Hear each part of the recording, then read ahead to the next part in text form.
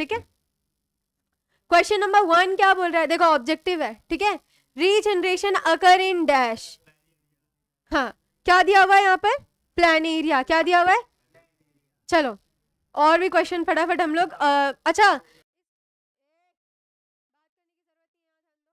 अच्छा ये क्वेश्चन करने का क्या मकसद है कि यहाँ पे जो जो टॉपिक्स आ रहे हैं, जरूरी नहीं है जो जो दिया हुआ है बस वही करना है ना। उसके आगे पीछे जितनी भी चीज है, उस जो वर्ड लिखा हुआ है उससे जितनी भी चीजें लिंक है, अपन ये चाहते हैं कि ये पेपर होने के बाद इसमें जितने भी टर्म्स है उससे लिंक जितनी भी चीजें हैं सारी हमें आ जानी चाहिए, ठीक है। फॉर एग्जाम्पल अभी एक क्वेश्चन पूछती हूँ कि यहाँ पर क्या दिया हुआ है, प्लान एरिया, क्या दिया हुआ है, कहीं और पढ़े हो प्लान एरिया, ठीक है। हाँ ठीक है, कहाँ पे पढ़े हो, पहले ये बताओ प्लान एरिया कॉर्डिनेट्स या नॉन कॉर्डिनेट्स, जल्दी, क्या है, नॉन कॉर्डिनेट, सही बात है। कौन से फाइलम में बिलोंग करता है, नाम नाम, अरे यार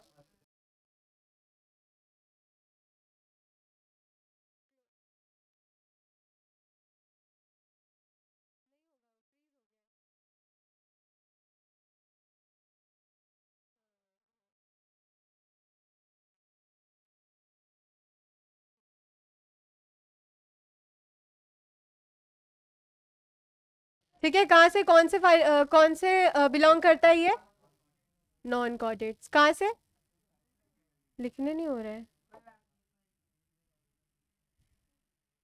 कहाँ से बिलोंग करता है, नॉन कॉर्डिनेट,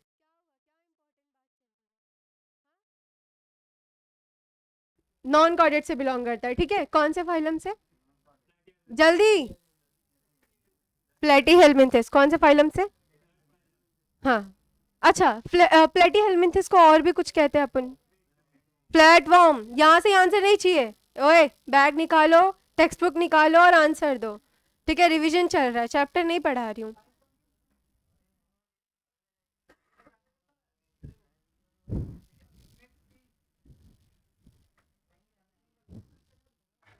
ठीक है, अभी यहाँ ध्यान दो। Second, lactobacillus Brevis give us the beverage coffee, याद है चैप्टर नंबर 7 माइक्रोब्स वाले चैप्टर में पूरा कॉलम दिया हुआ है, और पढ़ाते वक्त भी मैंने बोली थी कि माइक्रोब्स चैप्टर में जितने भी अपने पास जितने भी कॉलम है सारे ही क्या है, इंपॉर्टेंट है, क्या है, क्या है, हाँ अच्छा। अब मैं यहीं पे एक और क्वेश्चन पूछ लूं कि लैक्टोबैसिलस ब्रेविस जो है उसका फंक्शन क्या था, काम क्या करता था, वेरी गुड, क्या करता था, सेपरेटिंग सीड फ्रॉम, याद है एक और हमारे पास वहां पे एक और माइक्रोब था जिसका सेम फंक्शन था, टेक्स्ट बुक निकालो, एटलीस्ट आंसर दोगे तो वो चीज दिमाग में बैठी रहेगी, जल्दी,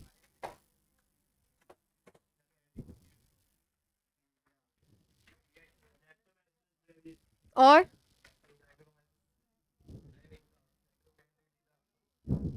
ठीक है, हेंस न्यूला, क्या करता था वो, क्या बनाता था, क्या बनाता क्या था, जिससे क्या बनता था, ठीक है चॉकलेट्स वगैरह में यूज होता है ना, ठीक है याद रहेगा, ठीक है। कौन से चैप्टर का ये क्वेश्चन है, कौन से चैप्टर का क्वेश्चन है अहमद, 80, इधर तो चैप्टर्स भी नहीं है, कौन से चैप्टर का है, आगे बैठना, चैप्टर नंबर 7, ठीक है। अब आ जाते हैं third, a minor change occur due to change in position of any nucleotide is term as mutation, ठीक है याद है। अच्छा इसमें और एक कौन से पेपर में चैप्टर, हाँ पेपर नंबर 2020 में एक क्वेश्चन पूछा गया है इससे ही सेम, जैसे ये पूछा गया फर्स्ट चैप्टर से ना, फर्स्ट चैप्टर का क्या नाम है, हाँ तो वहां पे याद है सबसे पहले हम लोग पढ़ते हैं सेंट्रल डोगमा, है ना, उसके बाद पढ़ते हैं ट्रांसक्रिप्शन, तो वहां पर भी एक क्वेश्चन पूछा गया कि ट्रांसक्रिप्शन क्या होता है, जल्दी बताओ व्हाट इज ट्रांसक्रिप्शन, हाँ बोलो ट्रांसक्रिप्शन क्या होता है,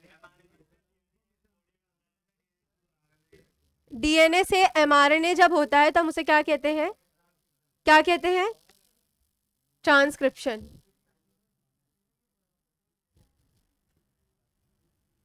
याद है या भूल गए? एम स्टैंड्स फॉर व्हाट, जल्दी। ऐसे कितने टाइप्स के आरएनए हमारे पास, कौन कौन से, याद है ना या भूल गए? याद है ना, ठीक है। अब थर्ड पर आ जाओ, फोर्थ पर। Atomic power plant in Maharashtra is at dash, Tarapur. ठीक है, यहाँ पे आंसर दिया हुआ है, वैसे तुम लोग किए हो ना इसको बहुत बार। अच्छा ठीक है, ये कहाँ पर दिया हुआ है? हाँ लेकिन कहाँ पर, याद है? उसको जल्दी पढ़ते नहीं है ना, भूल जाते हैं ऐसे ना। पिछली बार नहीं, शायद उसके पिछली बार, हाँ, कोयना डैम का क्वेश्चन आया था, है ना? याद है? हम लोग पढ़ते हैं इलेक्ट्रिसिटी जनरेट करते हैं थ्रू विंड, थ्रू वाटर, है ना? याद है? थर्मल एनर्जी पावर प्लांट था हम लोग के पास, है ना? तो क्या है वहां पर, क्या कहाँ पर है ये लोकेटेड है? तारापुर में। कहाँ पर? कोयना डैम पे भी क्वेश्चन आया है, जो कहाँ पे लोकेटेड है? महाराष्ट्र में। कहाँ पे लोकेटेड है? ठीक है, अब आ जाते हैं fifth. Example of phylum ऑर्थ्रोपॉड is scorpion. चलो ये तो पता है हमको, कौन से चैप्टर का है, फटाफट। Chapter number 6, chapter number 6। अच्छा ये बताओ, ऑर्थ्रोपोडा का नाम ऑर्थ्रोपोडा कैसे बन पड़ा, याद होना चाहिए ना? हाँ जल्दी, हाँ वेरी गुड। क्या ना, क्यों पढ़ा?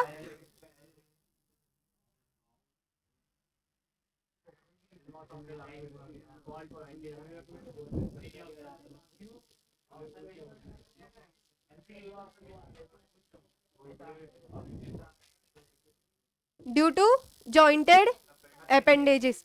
अच्छा ऑर्थ्रोपोडा के और एग्जांपल बताओ फटाफट। हाँ हाँ, अच्छा ऑर्थ्रोपोडा में याद है एक बहुत ज्यादा इंपॉर्टेंट लाइन पढ़े थे कि इसका जो एक्सोस्केलेटन होता है वो किसका बना होता है? काइटिन। किसका बना होता है? याद रहेगा, याद रहेगा? ऐसी शायद 2022 वाले पेपर में या 2020 पेपर में, ठीक है, कॉकरोच का क्या दिया हुआ, इमेज दिया गया है और पूछा गया है कि ये कौन से फाइलम से बिलोंग करता है। तो सिंपल है, कौन से फाइलम से बिलोंग करता है? ऑर्थ्रोपोडा। किससे बिलोंग करता है ना? समझ रहा है? ठीक है, अब आ जाते हैं नेक्स्ट। समझा इतना? एक एक मार्क बहुत इंपॉर्टेंट होते हैं ना। अच्छा अभी आ जाओ यहाँ पर।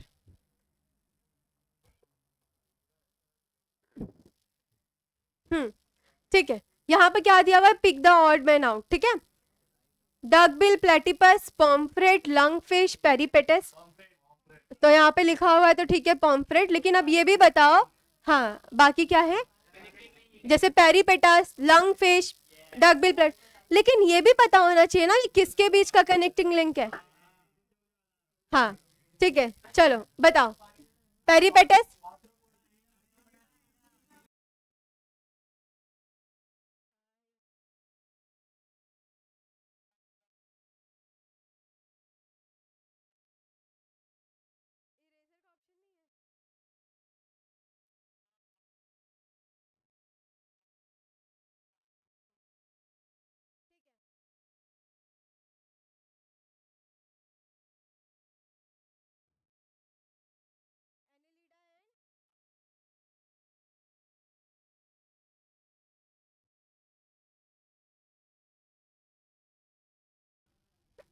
Annelida and Arthropoda.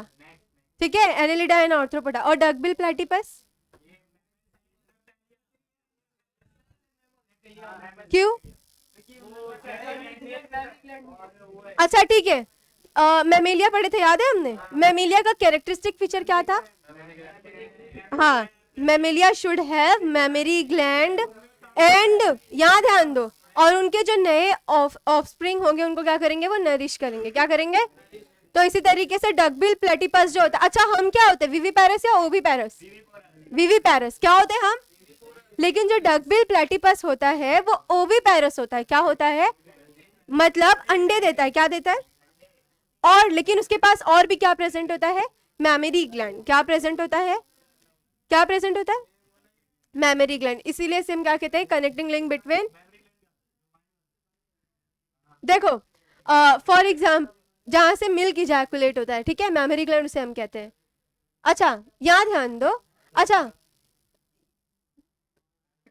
यहाँ ध्यान दो, समझाइए समझाइए। अच्छा लंगफिश क्या होता है, पता है ये सारी चीजें कहाँ दी हुई है, कहाँ दिया हुआ है, चैप्टर नंबर फर्स्ट, अब भी खोलो जल्दी, जहां पे कनेक्टिंग लिंक दिया हुआ है ना। वेरी गुड, एम्फीबियंस एंड का कनेक्टिंग लिंक है कौन, लंगफिश, ठीक है। हाँ राइट, को रिलेशन। अच्छा स्किन में क्या प्रेजेंट होता है, मेलेनिन, मेलानिन क्यों प्रेजेंट होता है, हाँ मतलब ये क्या है, एक पिगमेंटेशन प्रोवाइड करता है, क्या प्रोवाइड करता है, क्या प्रोवाइड करता है, पिगमेंटेशन मतलब होता है कलर, ठीक है। हमारी जो बॉडी थोड़ी बहुत ब्राउनिश कलर की होती है, ब्राउनिश शेड में होती है, वो किस वजह से होती है, मेलानिन की वजह से। इसी तरीके से पेनक्रियाज भी जो है वो एक हार्मोन रिलीज करता है जिसे हम क्या कहते हैं, क्या कहते हैं, क्या कहते हैं, बोलो, इंसुलिन कहते हैं, क्या कहते हैं, हाँ ठीक है, इंसुलिन और ट्रिप्सिन। अच्छा यहाँ ध्यान दो, यहाँ ध्यान दो, इंसुलिन क्या होता है, क्यों रिलीज होता है, याद है मैंने इसके बारे में बताई थी। हाँ हाँ हाँ, और तुम्हारे घर में अगर कोई घर में या नेबर का कोई भी पेशेंट होगा डायबिटिक पेशेंट, तो हाँ तो उनके पास मालूम है सुई होती है, उनको इंसुलिन की इंजेक्शन लेनी पड़ती है ना, क्यों, क्योंकि इंसुलिन इंसुलिन क्या करता है, हमारे ब्लड के शुगर के लेवल को क्या करता है, कंट्रोल करता है, क्या करता है। तो जो डायबिटिक पेशेंट होते हैं उनमें क्या होता है, ये इंसुलिन, इनका जो पेनक्रिया होता है ना, ठीक है, इनका जो पेनक्रिया होता है वो इंसुलिन के हार्मोन को नहीं सिक्रीट कर पाता है, नहीं रिलीज कर पाता है, इसलिए हमको बाहर से क्या करना पड़ता है, इंसुलिन का इंजेक्शन लेना पड़ता है। अच्छा तुम लोग ने 9th में पढ़े होंगे, है ना, 9th में से तुम लोग को पूरा हार्मोन का चार्ट दिया हुआ है ना, वहां पर पेनक्रिया के बहुत सारे सेल्स बताए, alpha cell, beta cell, delta cell, पढ़े हो, याद है कुछ, तो वहां पे पढ़े होंगे जो। अच्छा इंसुलिन जो है, यहाँ ध्यान दो, यहाँ ध्यान दो, तौफीक तौहीद क्या नाम है, यहाँ ध्यान दो, देखो पेनक्रिया का कौन सा सेल इंसुलिन रिलीज करता है, वेरी गुड, कौन सा सेल।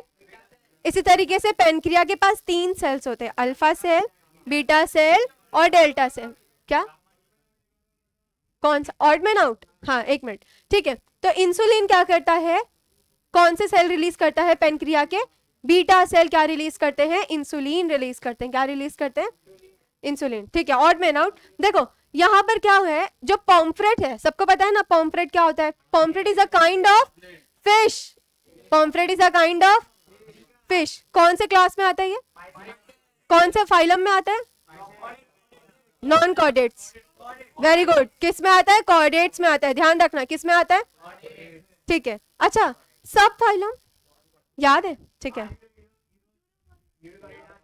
अच्छा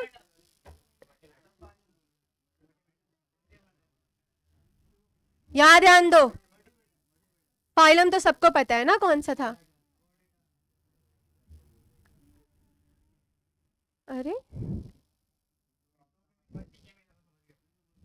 ये ब्रश से,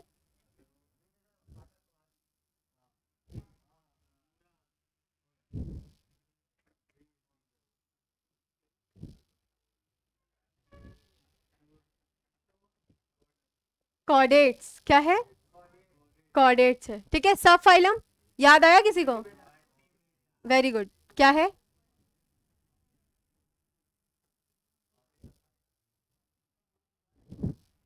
वर्टिब्रेटा, और क्लास, क्लास क्या थी, इसकी क्लास कौन सी थी, पॉम्फ्रेट की, पाइसेस, कौन सी थी, which is also known as fish, याद रहेगा, ठीक है। फाइलम क्या है, सब फाइलम क्या है, सब याद रखना जरूरी है, ठीक है, इसलिए तो अपन छठे चैप्टर का इतनी बार रिवीजन किए थे ना, याद है कुछ, ये सब भूल गए, याद ही होगा क्योंकि अभी पेपर दे रहे हो लगातार, है ना, ठीक है, समझा, हमजा, समझा? ठीक है, और बाकी ये तीनों भी क्या है, कनेक्टिंग लिंक है। क्या है? कनेक्टिंग। और याद रखना किसके बीच का कनेक्टिंग लिंक है, क्योंकि एग्जाम में पूछ सकता है ना। पीवाईक्यू करने का मतलब क्या उससे रिलेटेड जितने भी कंसेप्ट है सब पढ़ना है ना। उससे रिलेटेड जितने भी कंसेप्ट है सब पढ़ना है। इसलिए तो हम पढ़ रहे हैं कि हर एक वर्ड के पीछे क्या है। जैसे पॉम्फ्रेट कहाँ से बिलोंग करता है, कौन से फाइलम का है, कौन से सब फाइलम का है, कौन से क्लास से बिलोंग करता है। ठीक है, और इसके कैरेक्टरिस्टिक भी याद होंगे फिर तो तुम लोग को। बताओ बताओ पाइसेस के कैरेक्टरिस्टिक। और सबसे पहला क्वेश्चन, पॉइकिलोथर्म्स होते हैं या होम्योथर्म्स होते हैं? पॉइकिलोथर्म्स होते हैं। फिशेस, एव्स की बात नहीं हो रही है ना। मतलब पॉइकिलोथर्म मतलब कोल्ड ब्लडेड, यानी अपना टेम्परेचर चेंज कर सकते हैं या नहीं? ठीक है, यहाँ ध्यान दो, समझाइए समझाइए। अच्छा अभी आ जाओ, स्टेट ट्रू और फॉल्स पर आ जाओ। यहाँ ध्यान दो, स्टेट ट्रू और फॉल्स पर आ जाओ, जल्दी आओ। पूछता है ना, प्रोडक्शन ऑफ वेरियस, यहाँ ध्यान दो। अभी ये कौन से चैप्टर का क्वेश्चन है? Production of various useful aquatic organism with the help of water is called. सही बात है, हाँ या ना, ट्रू या फॉल्स? ट्रू है, क्या है? समझा? ठीक है ना। हमने पढ़े थे ब्लू रेवोल्यूशन, याद है? उसमें फिर फिशिंग वगैरह भी आया था, है ना। अच्छा इसी तरीके से हमने ग्रीन रिवोल्यूशन भी पढ़े थे। कौन था वो? MS स्वामी। इसी तरीके से उन्होंने तो इंडिया में लाए थे ना। इसी तरीके से वर्ल्ड में एक है डॉक्टर ई नॉर्मन बोरलॉग, नाम है उनका। ठीक है, याद रखने की जरूरत नहीं है, लेकिन ध्यान में रखो एहसान। ठीक है, अच्छा उसके बाद हमने पढ़े थे व्हाइट रिवॉल्यूशन, किससे रिलेटेड था? मिल्क से रिलेटेड था। बेसिकली किससे रिलेटेड था? मिल्क से। ठीक है, अभी आ जाओ राइट फुल फॉर्म ऑफ हु। रटा हुआ एकदम से, क्या है? World Health Organization. क्या है? फेवरेट क्वेश्चन ना।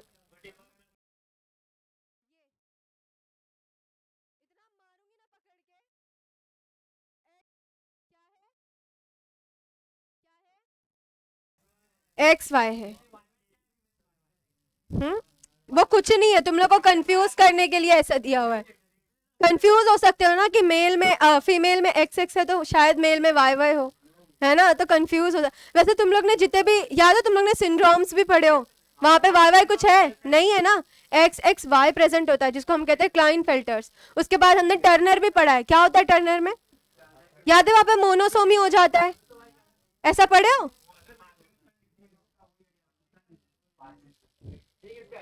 XO टर्नर सिंड्रोम, किसका है ये? याद रहेगा? हाँ, टर्नर सिंड्रोम डिजीज है। ठीक है, मत याद रखो। ठीक है, क्या है ये? डिजीज है। क्या है? डाउन सिंड्रोम तो पढ़े होंगे, क्या होता है डाउन सिंड्रोम?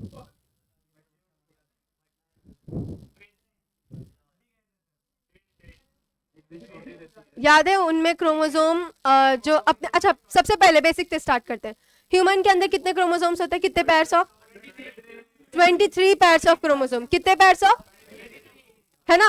तो उसमें जो 21st वाला क्रोमोसोम होता है, वहां पे अब सबको पता है क्रोमोसोम कैसे प्रेजेंट होते हैं, जोड़ी में, पैर्स में कैसे प्रेजेंट होते हैं? तो वहां पे 3 हो जाते हैं। क्या हो जाते हैं? इसलिए अपन उसको कहते हैं 21st ट्राइसोमी। क्या कहते हैं? क्या कहते हैं? 21st trisomy. ठीक है, ट्राई मतलब 3 होता है और सोमी मतलब क्रोमोसोम। समझा? ठीक है, हाँ।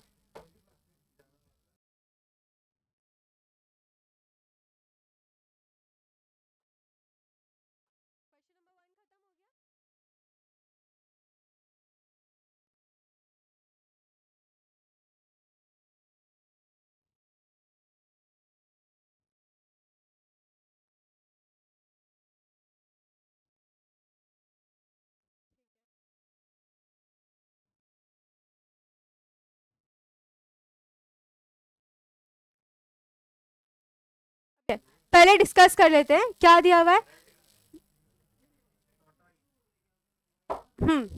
क्या दिया है? 2 tortoise live on land as well as in water. It cannot be included in class amphibia. ठीक है, जिससे क्वेश्चन आंसर पूछूंगी वही जवाब देना। जवाब दो फटाफट, जल्दी जल्दी। क्या बोला? फर्स्ट पढ़ो। कि जो कछुआ होता है वो जमीन पर भी रहता है और पानी पर भी, तभी भी इसको हम एम्फीबिया क्यों नहीं कहते? गिव रीजन, जल्दी। याद है क्या हमने एम्फीबिया को ऐसे डिफाइन किए थे कि ऐसा ऑर्गेनिज्म जो जमीन पर भी रहे, जो पानी पर रहे, ऐसा कुछ डेफिनेशन था क्या उसका? नहीं, उसका डेफिनेशन होता है ऐसा ऑर्गेनिज्म, ठीक है, जो जमीन पर भी रहे पानी पर भी रहे, लेकिन रिप्रोडक्शन के लिए किसकी जरूरत है उसको? यानी वो वाटर डिपेंडेंट हो। समझा? किसकी जरूरत है उसको? और एक बात और, जो जैसे कि फ्रॉग किस में आता है? एम्फीबिया में आता है। तो याद रखना कि जो एम्फीबियंस होते हैं उनके पास लंग्स भी होते हैं और गिल्स भी होते हैं। क्या होते हैं? हाँ, तो जमीन पर रहेंगे तो क्या गिल से रेस्पिरेशन करेंगे? फिर लंग्स से करेंगे। किससे? और पानी में रहेंगे तो लंग्स से करेंगे, गिल्स से करेंगे। किससे करेंगे? समझा? ठीक है, बस बस बस बस, यहाँ ध्यान दो। अब सेकेंड क्या दिया हुआ है? Hydro electric energy, solar energy. ध्यान देना, हाँ ध्यान दो। Hydro electric energy, solar energy and wind energy are called renewable energies. सबसे पहले हमजा बताओ क्या होता है रीन्यूएबल एनर्जीज? क्या होता है renewable energy? What is renewable energy? इसका मतलब क्या होता है? हाँ, क्या होता है रीन्यूएबल एनर्जी? फटाफट। बेसिकली हम ऐसा कह सकते हैं, हाँ, जैसे कि तुमको पता है कि विंड एनर्जी है ना, या फिर हाइड्रो इलेक्ट्रिक एनर्जी से कोई पोल्यूशन होता है और हमको जब चाहिए तब हम ले सकते हैं पानी, मतलब एनर्जी बेसिकली, ठीक है, और उसको क्या कर सकते हैं? हम यूज कर सकते हैं, रीजनरेट कर सकते हैं। क्या कर सकते हैं? हाँ, तो ये क्या है, तुमको आंसर फ्रेम करके लिखना है, ठीक है? समझ रहा है? आगे बढ़ू, हाँ या ना? ठीक है। Third, we feel tired after exercise, why?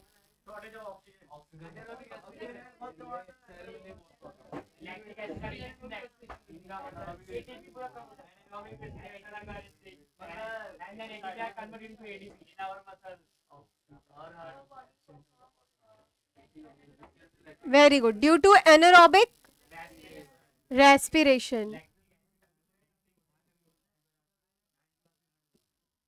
याद है हमने वो पढ़े थे क्रेब्स साइकिल? तो क्रेब्स साइकिल किस में हो सकता है? सबसे पहले ग्लाइकोलिसिस। सबसे पहले ग्लाइकोलिसिस जो होता है वो कहाँ होता है? एरोबिक में, हाँ, एरोबिक में भी वो परफॉर्म हो सकता है और एनारोबिक में भी परफॉर्म हो सकता है। अब क्वेश्चन ये है कि वो हमारे बॉडी के अंदर कहाँ होता है? सेल के अंदर कहाँ? वेरी गुड, कहाँ पे होता है? यही उसका रीजन है कि वो एरोबिक कंडीशन में भी हो सकता है और एनारोबिक कंडीशन में भी हो सकता है। समझ रहा है?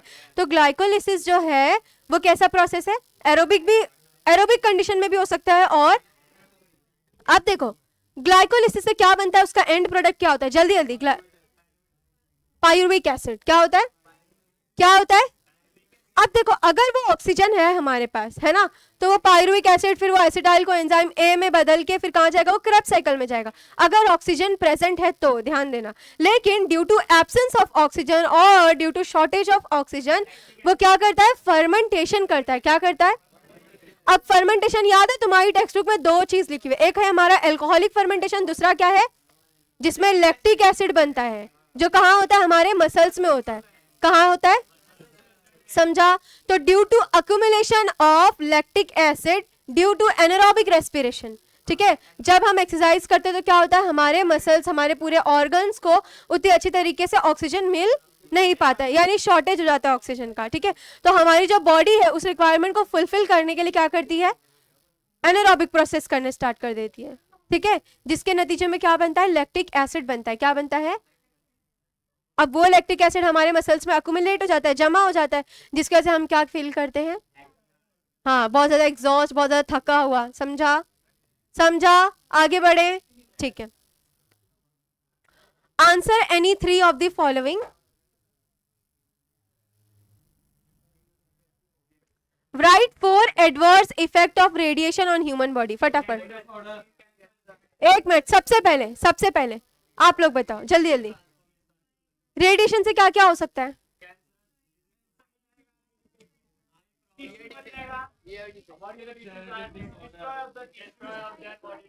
हाँ हाँ, ठीक है, मतलब पता है ना, विजन इफेक्ट, हमें देखने में प्रॉब्लम हो सकती है, विजन देखने में प्रॉब्लम।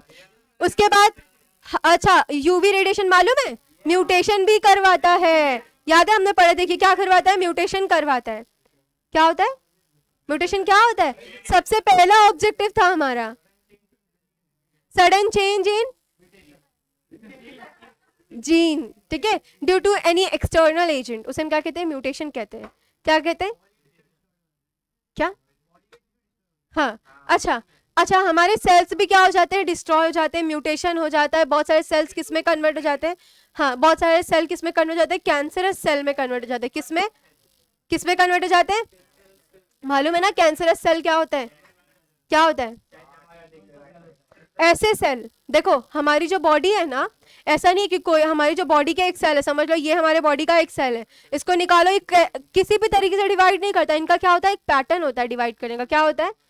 लेकिन जो कैंसरस सेल होते हैं ना, हाँ, वो बार बार डिवाइड करके ऐसे ना गुच्छे ऑफ सेल बना लेते हैं, ऐसे पूरा क्लस्टर ऑफ सेल बना लेते हैं। ठीक है, क्या बना लेते हैं? हाँ, क्लस्टर ऑफ सेल, फिर वो ट्यूमर वगैरह में कन्वर्ट हो जाता है। ठीक है, तो याद रहेगा कि यूवी रेडिएशन का क्या इफेक्ट है हमारी बॉडी पर? क्या है? क्या है? कैंसरस सेल, हमारे विजन पे इफेक्ट पड़ेगा। ठीक है, और फिर हमारे बहुत सारे सेल और टिश्यू डिस्ट्रॉय हो सकते हैं। ठीक है, अभी आ जाओ, factor affecting the social health. क्या? एजुकेशन।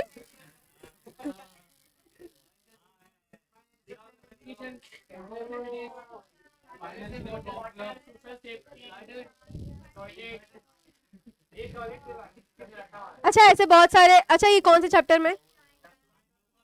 हाँ, ये 9वां-10वां चैप्टर पूरा यही सबके बारे। हाँ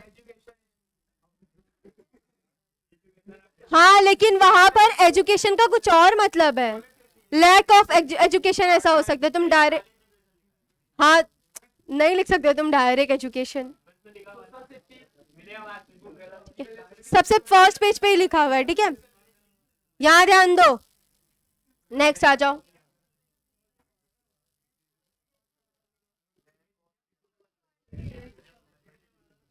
ठीक है, यहां ध्यान दो, यहां ध्यान दो। Write any 4 important facts which must be thought over while considering the scope of disaster. क्या क्या हो सकता है बताओ जल्दी। Write any 4 important facts which must be thought over while considering the scope of disaster. तो याद है हमको पूरा मैनेज करना वहां पर, हाँ, वहां पर पूरा फेस में डिवाइडेड है, प्री डिजास्टर फेस है ना, recovery face, emergency face, post reproductive face, post emergency face, actually post disaster face. ठीक है, रिप्रोडक्टिव नहीं, याद रखना। ठीक है, तो ऐसे बहुत सारे फेसेस दिए हुए हैं हमको, है ना। अब भी निकाल के देखो फटाफट, लाओ दिखाओ।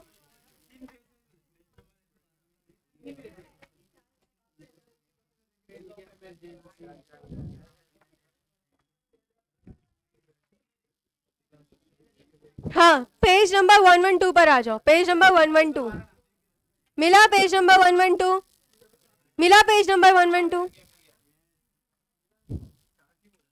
Phase of emergency, transitional phase हम लोग लिख सकते हैं ना, पोस्ट डिजास्टर फेज, और भी हम लिख सकते हैं। ठीक है, रिकवरी फेज, रिकंस्ट्रक्शन फेज। समझ रहा है? समझ रहा है? समझा इस क्वेश्चन का मतलब क्या? ट्रांजिशनल फेज मतलब देखो ना, अभी डिजास्टर आया है, यहां ध्यान दो, डिजास्टर आया है, डिजास्टर जाने के बाद जो बीच का फेस है, यानी लोग कितना स्ट्रगल कर रहे होंगे ये काम को अंजाम देने के लिए। जैसे कि बहुत सारे लोग ऐसे भी हो सकते हैं ना, अगर जैसे कि फॉर एग्जांपल भूकंप वगैरह है तो बहुत सारे लोग को इंजरी हो सकती है, तो उनको मेडिकल जल्द से जल्द मेडिकल ट्रीटमेंट वगैरह देना। तो ये सब किसमें आता है? ट्रांजिशनल फेस में आता है। किसमें आता है? समझ रहा है? समझा? ठीक है, अब आ जाओ। Name two fuel obtain by microbial process, why is it necessary to increase the use of such fuels? जल्दी बताओ। Name two fuels obtain by microbial process, why is it necessary to increase the use of such fuels? Microbial process से हम कौन कौन से fuels बनाते थे? हाँ, इथेनॉल कैसे बनता था? कैसे? जल्दी बोलो। लैक्टिक एसिड नहीं, लैक्टिक एसिड तो हमारे ऑर्गन में होता है ना। क्या हुआ? कैसे बनता है बताओ? हाँ, शुगर के मोलासेस को बहुत दिन तक अंधेरे बोलते हैं ना, डार्क रूम में रहकर, ताकि उसके ऊपर कोई लाइट कोई हवा वगैरह ना पहुंचे, और वो क्या हो जाएगा? फर्मेंट होगा। क्यों ऐसा बोलते हैं? क्योंकि वो क्या है? एनारोबिक प्रोसेस है। क्या है? क्या?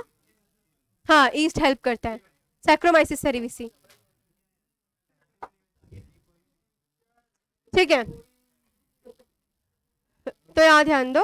ठीक है, तो क्या बनता है हमसे फर्मेंटेशन से? माइक्रोबायल प्रोसेस में कौन सा आता है हमारे पास? इथेनॉल। किसकी मदद से बनता है? अच्छा, याद है हमने वो वही जो लैक्टोबैसिलस ब्रेविस वाला कॉलम था, वहां पे वाइन और सीडर वगैरह पड़े थे। किससे बनता है वाइन? ग्रेप से। किससे? और सीडर? हाँ, याद है ना। ठीक है, अब आ जाते हैं। What in DNA fingerprinting, where is it mainly useful? What is DNA fingerprinting? हाँ, यूनिक होता है ना। हमारे फिंगरप्रिंट कैसे होते हैं? यूनिक होते हैं, है ना। तो उसे हम क्या कहते हैं? DNA fingerprinting. उसका जो है, यहाँ ध्यान दो, यहाँ ध्यान दो, उसके ना बहुत सारे क्या है हमारे पास एडवांटेज है। जैसे कि हाँ, फॉरेंसिक साइंस में बहुत ज्यादा यूज है। काय को? किस लिए? क्रिमिनल्स वगैरह को, है ना, क्रिमिनल्स वगैरह को पकड़ने के लिए, है ना। बहुत सारे केसेस होते हैं। सही बात है, समझ रहा है? ठीक है, तो वो एक्सप्लेन करना है। कहाँ दिया हुआ डीएनए फिंगरप्रिंटिंग? कौन से चैप्टर में? 7वें में नहीं, 8वें में दिया हुआ। ठीक है,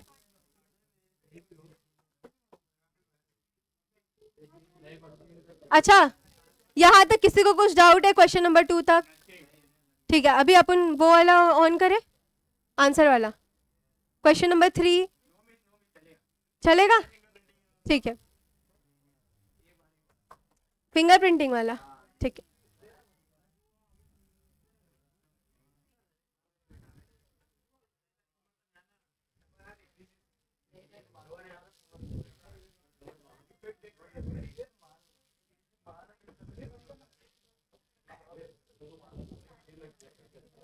देखो यहाँ पर लिखा हुआ है वो एम्फीबिया वाला, ध्यान देना। हाँ, दो the tortoise live on land as well as in water like the amphibia, its other characteristic are very much like those of reptiles। क्या बोल रहा है? ध्यान देना, फर्स्ट पॉइंट में क्या बोल रहा है कि क्या हुआ अगर ये पानी में रहता है, ठीक है, लेकिन इसके बहुत सारे जो कैरेक्टरिस्टिक है वो किसके सिमिलर होते हैं? रेप्टाइल्स के। किसके सिमिलर होते हैं? रेप्टिलिया, मालूम है ना रेप्टिलिया जिसमें क्या होता है? एग्जाम्पल। और क्रोकोडाइल, याद है? क्रोकोडाइल भी आता है, याद है हमने पढ़े थे। रेप्टिलिया में जो होता है वो 3 चैम्बर्ड हार्ट होता है, लेकिन क्रोकोडाइल में क्या होता है? 4। याद रखना, मैमिल की तरह होता है। याद है, मैंने बताई थी उस वक्त, ध्यान में रखना। ठीक है, याद रखना। अच्छा, नेक्स्ट पॉइंट क्या बोल रहा है? It breathes only with lung whereas amphibian breathe with gills and lung. ये पॉइंट मिला कि एम्फीबिया के पास गिल्स एंड लंग दोनों ही होते हैं, लेकिन जो रेप्टिलिया होता है उसके पास क्या होता है? सिर्फ और सिर्फ। ठीक है, अभी आ जाओ third. Its body is covered with scales various amphibian do not have exoskeleton. Frog के पास कुछ एक्सोस्केलेटन होता है, लेकिन याद है तुम लोग देखोगे टोटॉइज जो होता है उनके ऊपर एकदम टफ कवरिंग होती है, उसे क्या कहते हैं हम, एक्सोस्केलेटन, क्या कहते हैं। तो यहाँ पे एक और कैरेक्टरिस्टिक बताया गया है कि इसका जो एक्सोस्केलेटन होता है ना, वैसा एम्फीबिया के पास प्रेजेंट नहीं होता है। जैसे कि हमने फर्स्ट लाइन में ही पढ़ लिया ना कि जो टोटॉइज है ये बहुत ज्यादा सिमिलर होता है किसके, रेप्टिलिया के, किसके, हाँ रेप्टाइल बोल सकते हैं, रेप्टिलिया भी कहते हैं, ठीक है, याद रखना। उसका जो fourth, hence the tortoise cannot be included in the class amphibian and is included in the class reptilia। तुम लोग तो ये वाला आंसर बहुत बार याद किए होंगे ना, इतने बार टेस्ट दे चुके हो, एग्जाम दे चुके हो। नहीं याद नहीं रखना है, वो जो जो दिया हुआ है बस वही याद रखना है, ठीक है। अच्छा ये भी देख लिए थे ना, हाइड्रो इलेक्ट्रिक एनर्जी वाला, याद है, हाइड्रो इलेक्ट्रिक एनर्जी और सोलर एनर्जी वाला, कि हम इसको रिन्यूएबल एनर्जी क्यों कहते हैं, है ना। हाँ देखो ना यहाँ पे लिखा हुआ, even though if we use them they are not going to end and will be available again and again naturally and it cause no pollution। याद रखना, ठीक है, ठीक है, बोल दिया ना, ठीक है। अब यहाँ पे वी टायर्ड आफ्टर एक्सरसाइज, क्यों क्यों, जल्दी बताओ, अभी डिस्कस किए, फटाफट बताओ। हाँ कौन सी लैंग्वेज थी, देखो यहाँ पे दिया हुआ है, factors affecting the social health, education and job opportunities, हाँ ठीक है, सोशल एनवायरनमेंट, ठीक है ठीक है, मैं गलत थी, बस यहाँ ध्यान दो। फाइनेंशियल स्टेटस, पॉलिटिकल कंडीशन, ये तो बहुत इंपॉर्टेंट है ना, पॉलिटिकल कंडीशन, फाइनेंशियल स्टेटस बहुत ज्यादा इंपॉर्टेंट है। क्या हो रहा है, क्या ये क्या, क्यों, अच्छा ठीक है बंद कर दो।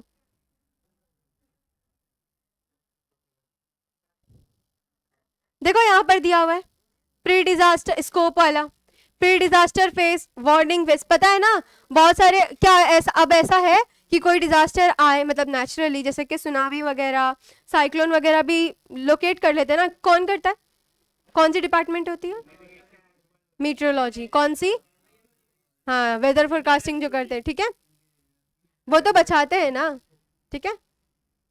तो कौन कौन से फेस है, pre disaster face, warning face, emergency face, ये क्या होता है, रिहेबिलिटेशन, हाँ हाँ रीलोकेट करना, रिकंस्ट्रक्ट करना बेसिकली, ठीक है। क्या कर रहा है विशाल,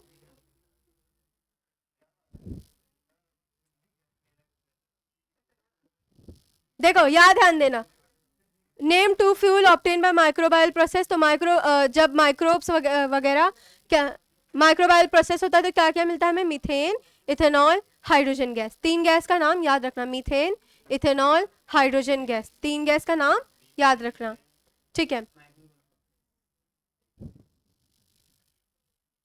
अब यहाँ पे बोल रहा है कि we should increase the use of such fuel because these fuel are smokeless and pollution free, ये सारे जो फ्यूल होते हैं ये ज्यादा स्मोक वगैरह धुआं है ना, और पोल्यूशन फ्री होते हैं, these are easily available and produce at low cost, ठीक है, अगर लो कॉस्ट है तो बहुत अच्छा है ना, ठीक है। अब डीएनए फिंगरप्रिंटिंग, ये याद रखना, ठीक है, डेफिनेशन बहुत इंपॉर्टेंट है, डेफिनेशन याद रखना, due to property of uniqueness of DNA sequence of each person, identity of any person can be establish with the help of its available DNA, this is known as DNA fingerprinting. अगर सबका same होता तो ये सब कुछ होता, अगर सबकी डीएनए फिंगरप्रिंटिंग सेम होती तो कुछ यूनिकनेस ही नहीं रह गया ना, समझ रहा है, समझ रहा है, ठीक है।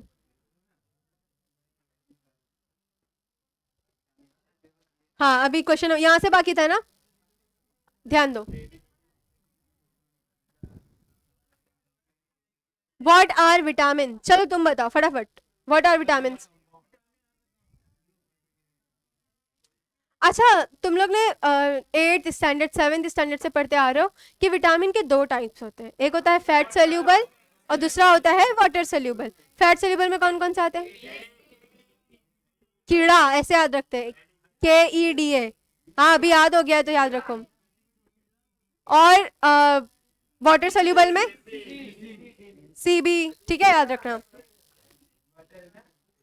अच्छा ठीक है, सबसे पहले अभी तुम लोग बताओगे व्हाट इज स्टेम सेल्स।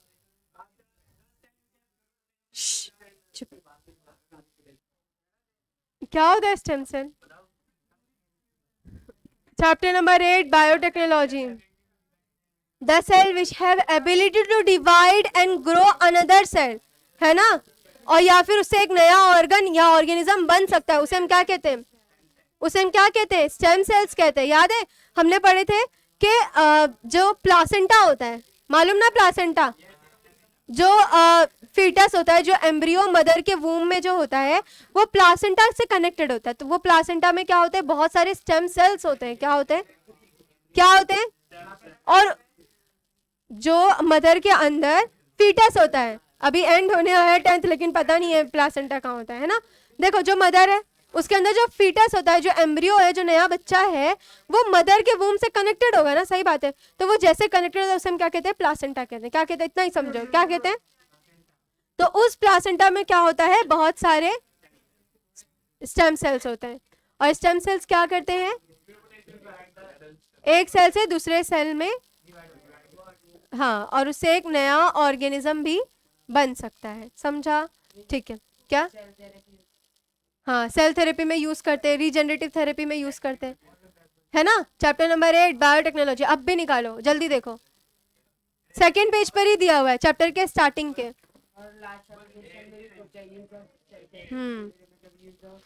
निकालो।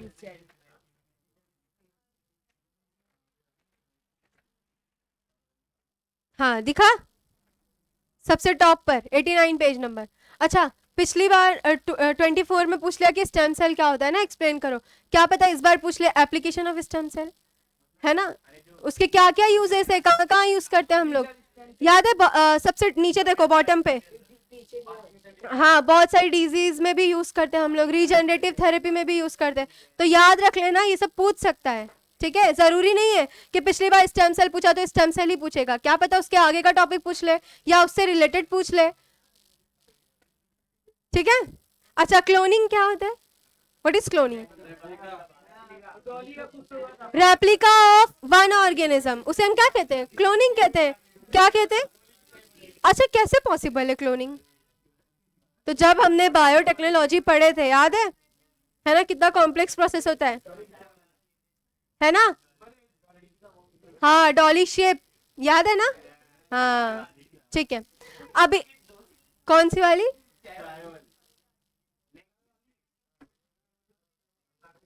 ये क्या है? GM crops. What is GM crops? हम, अच्छा, बायोटेक्नोलॉजी क्यों आया वो बताओ, क्यों आया? बीटी कॉटन, बीटी ब्रिंजल नहीं पूछ रही हूँ। बायोटेक्नोलॉजी क्या है? What is bio? इसका जो बेसिस है ना, सबसे बेसिक जो होता है, जहां से ये चीज स्टार्ट होती है, वो होता है बायोटेक्नोलॉजी। तो वो तो पता होना चाहिए कि क्या होता है बायो। किसको इंक्रीज करने के लिए? कुछ भी प्रोडक्शन होता है वो, ठीक है, प्रोडक्शन। देखो क्या करते हैं हम लोग, याद है मैंने बताई थी बीटी के बारे में, है ना, बेटी के बारे में नहीं, बीटी के बारे में, ठीक है। देखो क्या होता है बायोटेक्नोलॉजी में, हम लोग क्या करते हैं? आर्टिफिशियल जेनेटिक चेंजेस करते हैं। क्या करते हैं? या हाइब्रिडाइजेशन करते हैं, है ना। आर्टिफिशियल हाइब्रिडाइजेशन और artificial genetic changes due to biotechnology, उसे हम क्या, देखो, अच्छा फॉर एग्जांपल, जैसे कि मैंने एग्जांपल ली थी कॉटन का, है ना, उसका जो, उसके ऊपर वो जो है, जो प्लांट है, वो बहुत सारे बॉल वर्म्स उसको खा के क्या कर देते थे? खत्म कर देते थे। तो ये क्या हो जाएगा? हमारे लिए नुकसान हो जाएगा। क्या हो जाएगा? मुस्कान नहीं, नुकसान हो जाएगा। क्या हो जाएगा? नुकसान हो जाएगा, ठीक है। तो क्या हो जाएगा? वो नुकसान हो जाएगा, ठीक है। तो अब तो कुछ ना कुछ तो करना पड़ेगा। अब तो जिस तरीके से टेक्नोलॉजी में और ज्यादा एडवांसमेंट होते गया, उसी तरीके से क्या किया गया? जेनेटिक लेवल पर, समझ रहे हो, जेनेटिक चेंज किया गया। एक बेसिलस, याद है हाँ, वो जो है ना, एक जहर है। क्या है वो? टॉक्सिन है। क्या है? जो कॉटन के जीन में क्या कर दिया गया? इंजेक्ट कर दिया गया। क्या कर दिया गया? तो अब जितने भी नए कॉटन्स बनेंगे उनमें क्या होगा, वो जीन होगा। सही बात है ना, जो इंसेक्ट के गट में जाकर क्या कर देगा उसको, हाँ वो पूरा क्या कर देगा, प्रिफोरेट कर देगा, क्या कर देगा, या परफोरेट कर देगा, पूरा सुराख कर देगा, समझा, छेद छेद कर देगा, और उसको अल्टीमेटली क्या कर देगा, मार डालेगा। समझा, समझ रहा है। तो बायोटेक्नोलॉजी किस लिए, इसी तरीके से तो बायोटेक्नोलॉजी की मदद से हमने बहुत सारे ना जेनेटिकली मॉडिफाइड यानी बहुत सारे प्लांट के जीन में मॉडिफिकेशन किए थे, है ना, ताकि क्या हो जाए, हमारी डिजायर पूरी हो जाए, है ना। हाँ, और वो और ज्यादा क्या हो जाए, पहले से ज्यादा न्यूट्रिशियस हो जाए, समझ रहा, हाँ, और ज्यादा सस्टेनेबल हो जाए, बहुत ज्यादा एक्सट्रीम कंडीशन में क्या कर सके, वो सरवाइव कर सके, है ना, समझ रहा है ना, है ना, ठीक है। तो देखो ये स्टेम सेल का पूरा पैराग्राफ दिया हुआ है, देखो स्टेम सेल्स, उसके बाद बी दिया हुआ है प्रोडक्शन ऑफ रेप्लिका। ध्यान दो, क्लोनिंग क्या होता है, production of replica of any cell और ऑर्गन और entire organism is called cloning. Production of replica of any cell और ऑर्गन और any organism, entire organism is called replica. मतलब एक ही चीज का रेप्लिकेशन क्या होता है, एक ही चीज का डुप्लीकेट, ऐसा बोलते हैं ना, तो सेम एज इट इज, ठीक है, समझा ये, समझा। अच्छा यहीं पे मैं पूछ लूं, जीएम क्रॉप्स का कुछ बता दो, कौन कौन से जीएम क्रॉप्स। गोल्डन राइस, याद है ना, बहुत इंपॉर्टेंट है। क्या होता है इसमें, हाँ हाँ, enrich amount of vitamin A, याद रखना, हाँ विटामिन ए ज्यादा होता है अपने नॉर्मल राइस से, उसमें विटामिन ए क्या होता है, ज्यादा होता है, ठीक है। किसकी मदद से हो चुका, हो मतलब हो पाया ये सब, बायोटेक्नोलॉजी, किसकी मदद से, बायोटेक्नोलॉजी की मदद। कुछ समझ रहा है, लास्ट बेंच, हाँ। अभी ये देखो एज इट इज पैराग्राफ उठ के आया है, देख रहे हो, ये एज इट इज पैराग्राफ उठ के आया है। जरा एक दो लाइन पढ़ के बताओ कौन से चैप्टर का है। माइक्रोब्स, याद है वहां पे हमने पढ़े थे स्पिलिंग ऑफ ऑयल, तो उसको तो हम मैकेनिकल वर्क से तो कंप्लीट कर नहीं सकते, उसको निकाल नहीं सकते, जो कि एकदम इम्पॉसिबल है ना, मैकेनिकल यानी अपने हाथों से या कोई मशीन के थ्रू निकालना, पानी से तेल को, सोच रहे हो, नहीं निकाल सकते। तो हमारे पास बहुत सारे ऐसे बैक्टीरिया हैं जिसे हम क्या कहते हैं, हाइड्रोकार्बनो, याद रहेगा, हाइड्रोकार्बनो क्लास्टिक बैक्टीरिया, याद रहेगा, ठीक है। और इसमें एक बैक्टीरिया का नाम बताओ फटाफट, हाँ एल्केनोफोरॉक्स बोर्कुमेंसिस, याद रखना, ठीक है, सुडोमोनास स्पीशीज, ठीक है, याद रखना, ठीक है। तो आगे बढ़े, आगे बढ़े, ठीक है, बढ़ो आगे, खत्म।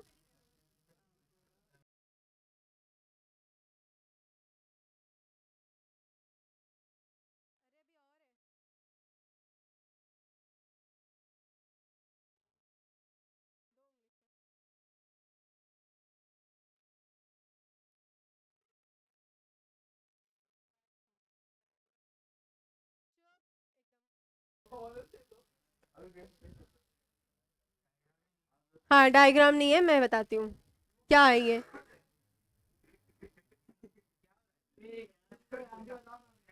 क्या डायग्राम बताऊं,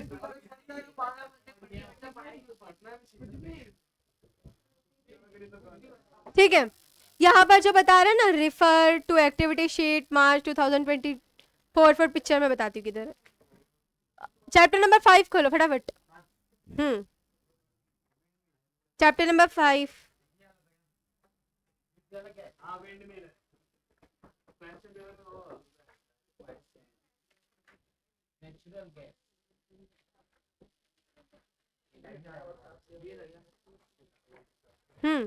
दिखा, हाँ ठीक है, वो वाटर वाला है, वो वाटर वाला है, वो वाटर वाला है वो, हाँ विंड का है, यहाँ ध्यान दो। अच्छा हमको पता है ना, विंड मिल मतलब जो विंड होता है उससे भी हम लोग क्या करते हैं, एनर्जी बनाते हैं, है ना, याद रखना, उससे भी क्या करते हैं हम लोग, एनर्जी जनरेट करते हैं, इलेक्ट्रिसिटी जनरेट करते हैं ना। तो क्या कैसे करते बताओ जरा, याद है? हाँ, बहुत सारे टरबाइन्स लगे होते थे, सब टरबाइन की अलग अलग पावर होती थी। पेज पलटो फटाफट, पेज पलटो, पेज नंबर 56 पर देख रहे हो? सबसे पहला क्या दिया हुआ है? होम। ब्लेड की लेंथ क्या दिया? 1.5 मीटर। कैपेसिटी कितनी है इसकी? 2 किलोवाट। कितनी है? 2 किलोवाट पावर दिया हुआ, ठीक है। हाँ, तो ये सब क्या है? विंड के बारे में दिया हुआ कि हम विंड से किस तरीके से इलेक्ट्रिसिटी को जनरेट करेंगे। इलेक्ट्रिसिटी से विंड को, हमको तो इलेक्ट्रिसिटी चाहिए ना। आवाज कम करना। हाँ, हमको तो इलेक्ट्रिसिटी चाहिए, लेकिन हमको इलेक्ट्रिसिटी चाहिए ना। देखो क्या था कि इसका क्या पर्पस है पता है ना, कि विंड की जो एनर्जी है, विंड में कौन सी एनर्जी होगी? हवा जो है उसमें कौन सी एनर्जी होगी? क्यों? काइनेटिक। मूव कर रही है, क्या कर रही है? तो उसकी काइनेटिक एनर्जी से क्या घूमता है? अपना टरबाइन। और सबको पता है फिर वो जनरेटर घूमता है, और फिर क्या जनरेट होता है ना? ये हमने भी बहुत टाइम देके पढ़े थे, चैप्टर नंबर 5 भी। याद है? याद है चैप्टर नंबर 5 या भूल गए? याद है ना? ठीक है, तो यहाँ पे ही दिया हुआ, पूछा आइडेंटिफाई द गिवन डायग्राम। तो क्या है हमारा? ये विंड मिल का डायग्राम है। किसका डायग्राम है? क्या पता तुमको अभी दे दे कि draw the schematic diagram of windmill, तो क्या ड्रॉ करना है तुमको? पेज नंबर 55 वाला, पेज नंबर 55, ये वाला। अच्छा, इसमें गियर बॉक्स दिख रहा है ना? ऐसे सब लेके चलते हैं हम लोग, ठीक है। गियर बॉक्स दिख रहा है? क्या करता है गियर बॉक्स? हाँ, नंबर ऑफ रिवॉल्यूशन। रिवॉल्यूशन का मतलब होता है वो जो घूम रहा है ना, उसको क्या कर देता है? इंक्रीज कर देता है। कौन? Gear box. कौन? तो अच्छा, क्योंकि ना ये मैं क्यों बोल रही हूँ, क्योंकि ये जो गियर बॉक्स का फंक्शन है इस पैराग्राफ में दिया हुआ है, और पढ़ाते वक्त भी बताई थी कि पूछ सकता है ये, ठीक है। एक मार्क के लिए पूछ लेगा, और नहीं आएगा तो फिर तो तुम गए, है ना? हाँ हाँ, ठीक है, समझा? हाँ, बस बस बस, समझा? ठीक है, अभी आगे बढ़े। यहाँ समझा सबको? पीछे समझा विवेक? ठीक है। अच्छा,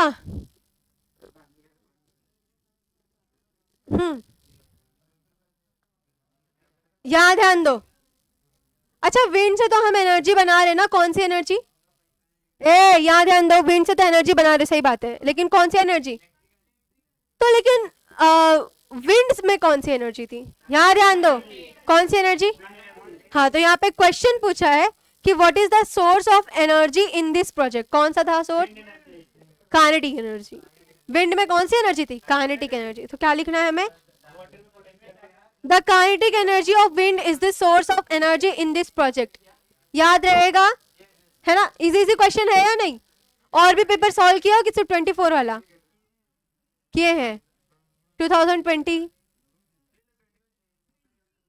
अभी फिलहाल ये करते हैं, समझाइए। हाँ, वाटर में पोटेंशियल, फिर वो पोटेंशियल काइनेटिक में कन्वर्ट होता है, और काइनेटिक क्या करता है? जनरेटर को घुमाता है, और फिर जनरेटर घूमता है। हाँ, तो सेम। अच्छा, इसमें से याद है मैं बताई थी कि इसमें चार्ट पूछता है, एनर्जी का चार्ट पूछ सकता है कि कौन सी एनर्जी में, एनर्जी के ट्रांसफॉर्मेशन का चार्ट पूछ सकता है। फ्लो चार्ट, फ्लो चार्ट इसमें बहुत ज्यादा इंपॉर्टेंट है। फ्लो चार्ट, डायग्राम, ये चैप्टर ही आपस में अब मतलब एक में बहुत ज्यादा इंपॉर्टेंट है। चैप्टर नंबर 6 तो अच्छे से हो गया ना तुम्हारा? हाँ, बहुत अच्छा हो गया, ठीक है। अभी आ जाते हैं, तो 5 भी अच्छा ही हो गया, क्योंकि वो भी 2-3 बार रिविजन किए, 2 बार, है ना? ठीक है। वाह, अभी यहाँ क्वेश्चन पूछ रहा है, why this source is suppose to be eco friendly.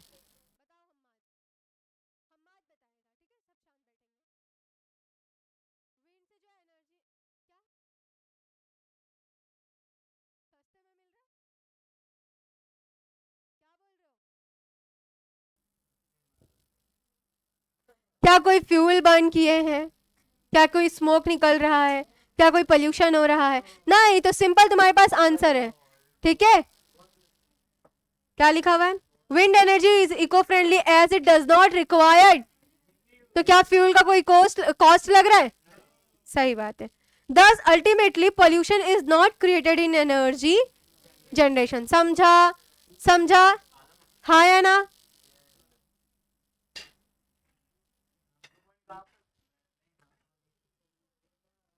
ठीक है, अच्छा अभी तुमसे क्वेश्चन पूछते हैं कि जैसे कि चैप्टर नंबर 10 में है ना ये, हाँ 9 में है, 9 में स्ट्रेस वगैरह 9 में। तो अगर तुम्हारे किसी फ्रेंड को, ठीक है, ऐसे 20 में 2020 में ना ऐसे बहुत सारे क्वेश्चन, मतलब 9 और 10 से इतने सारे क्वेश्चन आते थे कि दिमाग खराब हो जाता था। हाँ अच्छा लगता है, खुद से लिखना अच्छा लगता है, या फिर आंसर याद करके जाओ। अच्छा है,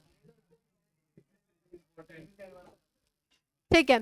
तो यहाँ पे पूछा है कि तुम क्या कर सकते हो अपने स्ट्रेस को ओवरकम करने के लिए, क्या क्या कर सकते हैं? कुकिंग, सिंगिंग, राइटिंग, रीडिंग, ऐसे बहुत सारी चीजें लिख सकते हो ना। तो बस वही फ्लो चार्ट बना के लिखाया गया है, देखो। Hobbies helpful to overcome stress, है ना? Photography, singing, cooking, reading, drawing, dancing वगैरह वगैरह जो करना है। क्या? किसी किसी की हॉबी भी होती है ना कुकिंग वगैरह करना।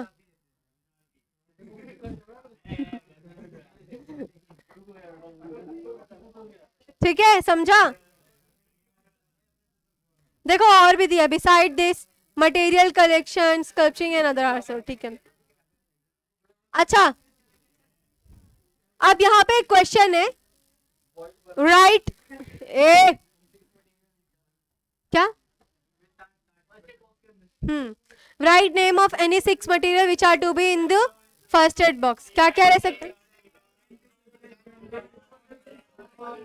हाँ ठीक है, बस बस बस, मेडिसिन, बैंडेड, है ना, और निडल, और फिर सीजर्स वगैरह, और मालूम है सीजर्स, सीजर्स, और भी एंटीसेप्टिक लोशंस वगैरह होते हैं ना, सैवलॉन वगैरह, डेटॉल वगैरह, हाँ ठीक है। तो ये सारी चीजें होनी चाहिए।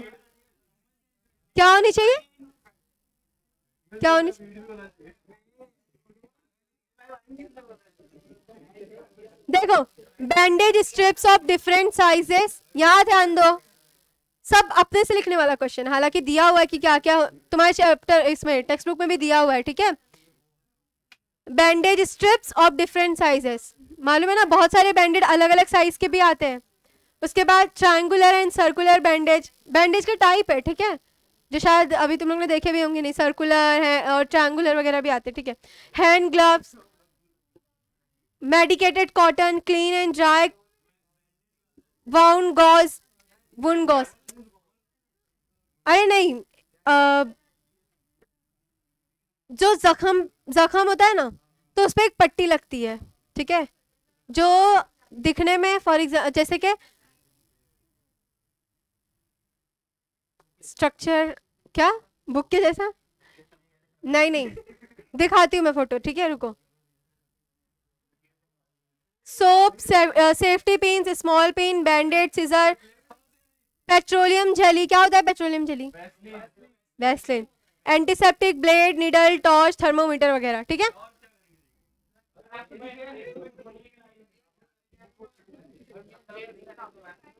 अच्छा अभी आ जाते हैं वेस्टिजियल, कहाँ दिया हुआ है ये डिफाइन वेस्टिजियल ऑर्गन?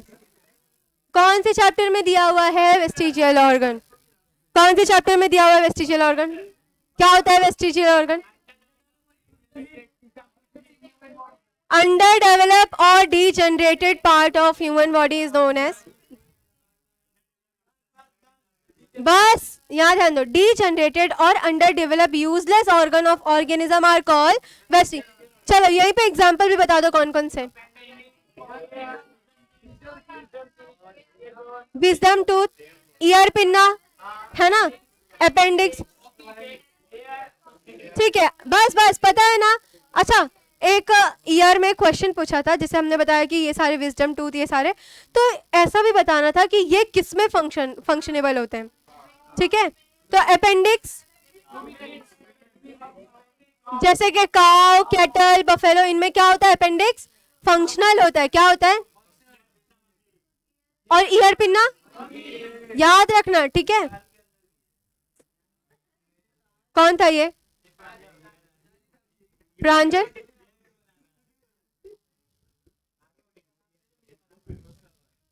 अच्छा इसमें ही पूछा गया है, देखो देखो, write name of those animal in which these vestigial organs are functional. Appendix functional in ruminants. ठीक है विवेक,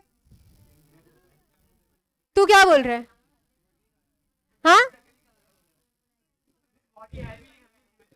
मसल्स ऑफ ईयर पिन्ना बताती हूँ. हाँ, functional in monkeys. Tail bone coccyx functional in arboreal. Arboreal मतलब हाँ हाँ लिखा हुआ है. ठीक है, बॉडी हेयर. अच्छा ठीक है, ये बॉडी हेयर तुम नहीं लिखना. ठीक है, बॉडी हेयर क्योंकि अपने टेक्स्ट बुक में नहीं लिखा हुआ है ना.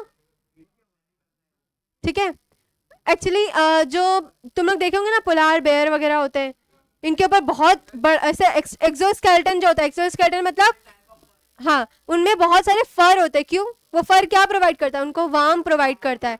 क्या प्रोवाइड करता है? वार्म भी प्रोवाइड करता है. क्या प्रोवाइड करता है? गर्माहट देता है. ठीक है, समझा? चलो याद ध्यान दो. चलो अभी तौहीद आंसर देगा, है ना. Read the statement and answer accordingly. ध्यान देना. Calcareous spines are present on the body, used for locomotion and capturing prey also. क्या है बताओ? क्या है? इकानोडर्माटा. एग्जाम्पल बोलो कोई एक. और समझा ये क्या है अपना? अच्छा, इकानोडर्माटा का कोई एक कैरेक्टरिस्टिक बता दो जो बहुत इंपॉर्टेंट है. चलो यहां से बोलो कोई गर्ल्स. रीजनरेशन और वाटर वेस्कुलर सिस्टम. याद रखना, इकानोडर्माटा में क्या होता है? वाटर वेस्कुलर सिस्टम प्रेजेंट होता है. क्या प्रेजेंट होता है? समझा? ठीक है, देखो यहाँ पे एग्जांपल लिखा हुआ है. Starfish, sea urchin, brittle star, sea cucumber etcetera.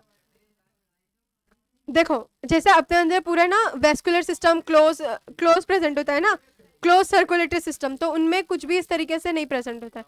Simple एक उनके अंदर क्या होता है? वैस्कुलर सिस्टम प्रेजेंट होता है. सिंपल एक जिससे वाटर एक्सक्रीट आउट और एक्सक्रीट इन होगा. समझ रहा है? ठीक है,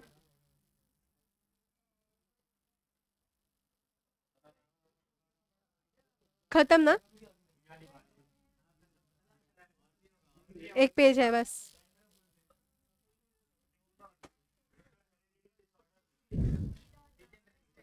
चलो यहाँ ध्यान दो,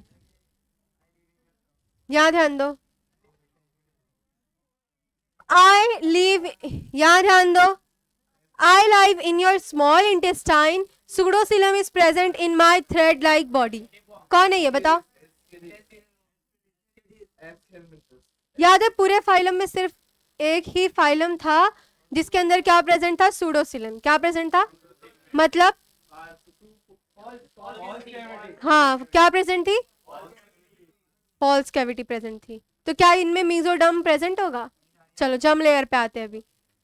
जल्दी बताओ, सब लिंक के याद रखना. हाँ या ना? फटाफट. जो स्यूडोसीलम है, स्यूडोसीलम, ये जो है देखो हम. अच्छा सबसे पहले सीलम का मतलब क्या होता है? Body cavity. सही बात है. सीलम का मतलब क्या होता है? कितने टाइप के थे टोटल? 3. कौन कौन से? सूडोसिलमेट. याद है, वेरी गुड. अच्छा, अब जो हमारा जो असिलमेट होता है इसमें कोई भी बॉडी कैविटी नहीं होती है. जैसे कि फॉर एग्जांपल पॉरीफेरा. ठीक है, उसमें तो ऐसा देखा जाता है उसमें सेलुलर ऑर्गेनाइजेशन ही होता है ना. सही बात है, सिर्फ सेल और सेल के पाउचेस प्रेजेंट होते हैं उन लोग के अंदर. अच्छा, अब जो असिलमेट है उसके अंदर कोई भी बॉडी कैविटी नहीं प्रेजेंट होती है और यूसिलमेट में होती है ना. बॉडी क्या होती है? बॉडी प्रेजेंट होती है, कैविटी प्रेजेंट होती है. क्या प्रेजेंट होती है? अच्छा, अब हम आ जाते हैं जर्म लेयर पर. क्या कहाँ पे आ जाते हैं? याद है जर्म लेयर कितने टाइप्स के थे? 3 टाइप्स के थे. कितने टाइप्स के थे? कौन कौन से? एक्टोडर्म, एंडोडर्म और मीजोडर्म. ठीक है, लेकिन जो सूडोसीलेम होते हैं, जो हमारे पास सबसे पहले यूसिलमेट जिसके पास ट्रू कैविटी प्रेजेंट होती है, उनके पास ये 3 जर्म लेयर क्या हो गया? प्रेजेंट हो गया. और वो क्या होते हैं? ट्रिप्लोब्लास्टिक होते हैं अगर 3 जर्म लेयर है तो. ठीक है। उसके बाद आ जाते हैं हम लोग सूडोसीलम में। इनमें क्या होता है, एक्टोडर्म तो होता है, एंडोडर्म तो होता है, लेकिन उनके पास मीजोडर्म नहीं प्रेजेंट होता है। क्या प्रेजेंट होता है, मीजोग्लिया प्रेजेंट होता है। क्या प्रेजेंट होता है, क्या प्रेजेंट होता है, यानी ऐसे ना बहुत सारे पाउचेस लाइक स्ट्रक्चर प्रेजेंट होते हैं। रुको, ऐसे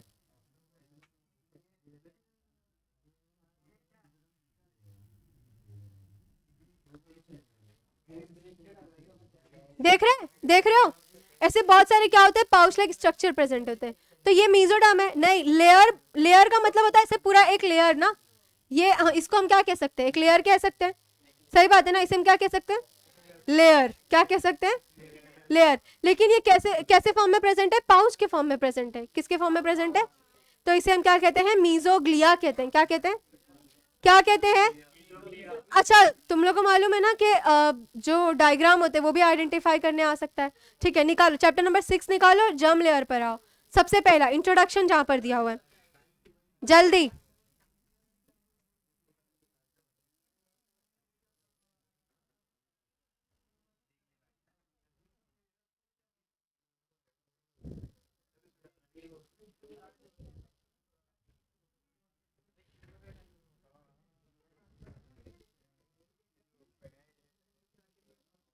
ठीक है, यहां ध्यान दो, बॉडी कैविटी पर आओ। बॉडी कैविटी कहां दिया हुआ है, कौन से चैप्टर में, हाँ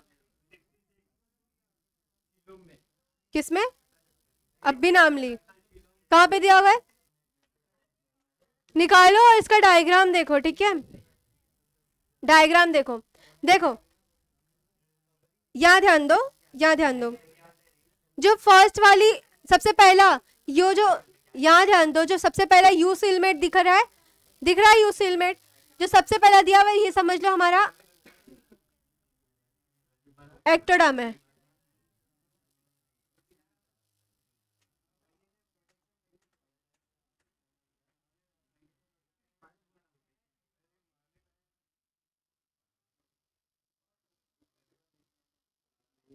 ठीक है, समझ लो वो, ठीक है, यहाँ ध्यान दो, फील्ड है। ठीक है, समझ लो ये हमारा एक्टोडर्म था, ये एंडोडर्म था, और फिर मीजोडर्म आ गया है ना। और इसके बीच में क्या दिख रही है हमें, ये खाली जगह, यहाँ सब पूरा ना टिश्यू फिल रहेगा। ठीक है, ध्यान रखना, जैसे कि यहाँ पर दिया हुआ है। ठीक है, अच्छा, अब यहाँ पर क्या दिख रहा है तुमको, कैविटी दिख रहा है, हाँ क्या दिख रहा है, और ये कैविटी किससे लाइन है, मीजोडर्म से लाइन है। किससे लाइन है, मतलब इसके सराउंड में क्या प्रेजेंट है, ये क्या प्रेजेंट है, मीजोडर्म प्रेजेंट है। क्या प्रेजेंट है, क्या प्रेजेंट है, तो जो कैविटी है वो किसकी मदद से बनी है, मीजोडर्म की मदद से। किसकी मदद से, तो ऐसा लिखा हुआ है कि cavity are line by mesoderm is known as eucoelomate. लेकिन जो सूडो सीलमेट होता है, इनमें भी कैविटी अपन को ऐसा लगता है दिख रही है, मतलब है कैविटी, लेकिन वो मीजोडर्म से लाइन नहीं होती, यानी उसके सराउंडिंग में क्या नहीं प्रेजेंट होता है, मीजोडर्म नहीं प्रेजेंट होता है। क्या नहीं प्रेजेंट होता है, इसलिए हम उसको क्या कहते हैं, सूडो सीलमेट। क्या कहते हैं, यानी कैविटी तो दिख रही है लेकिन वो फॉल्स कैविटी है। क्यों, क्योंकि वो मीजोडर्म से लाइन नहीं है। समझा, समझा, ठीक है, आगे बढ़े, आगे बढ़े। ठीक है, तो इसका क्या एग्जाम्पल हो सकता है, ए हमद, इसका क्या एग्जाम्पल हो सकता है। ठीक है, यहाँ ध्यान दो, तो कौन है ये, एस खेलमेंते से। एग्जाम्पल बोलो फटाफट इसका, ASCHELMINTHS। टेक्स्ट बुक नहीं है, हाँ लोआ लोआ कहाँ पे होता है, आई वोम। ठीक है, याद रखना। और एस्केरिस, याद है, एस्केरिस वहां पे मेल और फीमेल का डायग्राम बना था। तो फीमेल क्या होती है, बड़ी होती है, याद रखना, फीमेल क्या होती है, बड़ी होती है, लेकिन जो मेल होता है वो कैसा होता है। तो ये भी तुम लोग को डायग्राम आइडेंटिफाई करने आ सकता है, ध्यान रखना विशाल, डायग्राम आइडेंटिफाई करने आ सकता है। ठीक है, समझ रहा है, लास्ट बेंच समझ रहा है, हाँ हमजा समझा कुछ, सब सर के ऊपर से गया, हाँ मिस बोलो। ठीक है, समझाइए, आगे बढ़े, आगे बढ़े। ठीक है,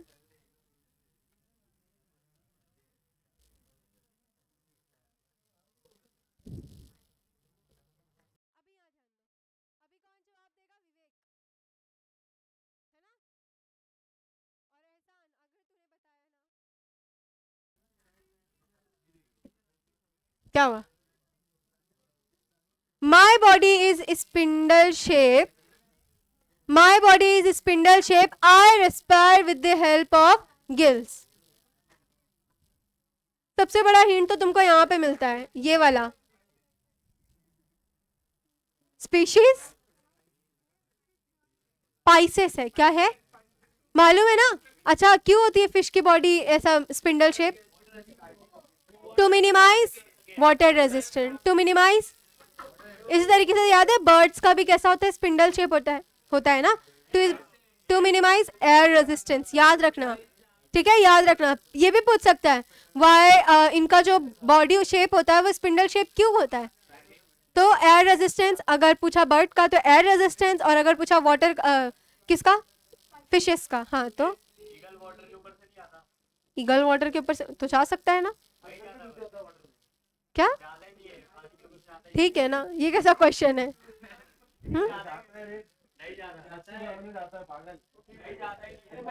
हाँ ठीक है, नहीं जाता, चुप रहो.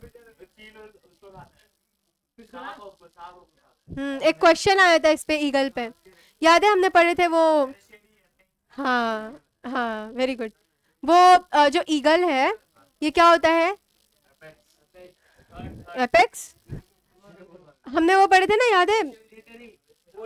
हाँ, फूड चेन, फूड वेब पढ़े थे, इसी में पढ़े थे ना, फोर्थ चैप्टर में पढ़े थे, याद है? फूड चेन और फूड वेब. जैसे कि वहाँ पे एग्जांपल दिया था, ग्रास ऊपर को ये खाएगा, फिर उसको ये खाएगा, यानी सब क्या था, फूड चेन. तो हमने एग्जांपल दे दी, जैसे producer, consumer, secondary consumer, tertiary consumer, फिर उसको भी जो खाएगा उसको हम कहते हैं टॉप कंज्यूमर या फिर एपेक्स कहते हैं. क्या कहते हैं? जैसे कि फॉर एग्जाम्पल ये जो अपना क्या है, ये समझ लो अपना ट्रायंगल है. क्या है? ट्रायंगल है, ठीक है. यहां ध्यान दो, ये क्या अपना प्रोड्यूसर, ठीक है, प्रोड्यूसर है. फिर क्या अपना primary consumer, secondary consumer, tertiary consumer. तो और ये क्या है अपना टॉप कार्निवर्स भी बोलते हैं इसको. क्या कहते हैं? टॉप, या फिर एपेक्स भी कहते हैं. क्या कहते हैं? एपेक्स. क्या कहते हैं? एपेक्स, है ना?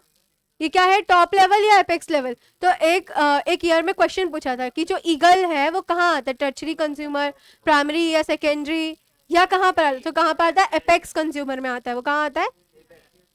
कहाँ पर आता है? क्योंकि पता है ना ईगल वगैरह बहुत खतरनाक होते हैं, है ना? ठीक है, समझा ये समझा? हाँ ठीक है.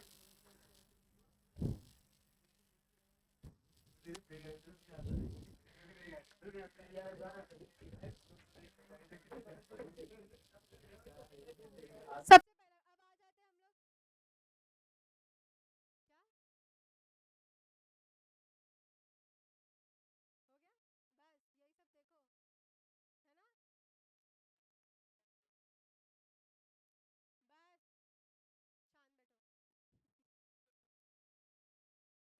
क्या दिया हुआ है यहाँ पर?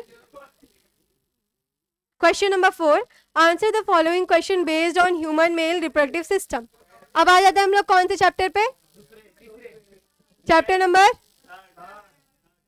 अच्छा यहाँ पर, हाँ थर्ड चैप्टर, ठीक है. ह्यूमन रिप्रोडक्शन में सबसे पहला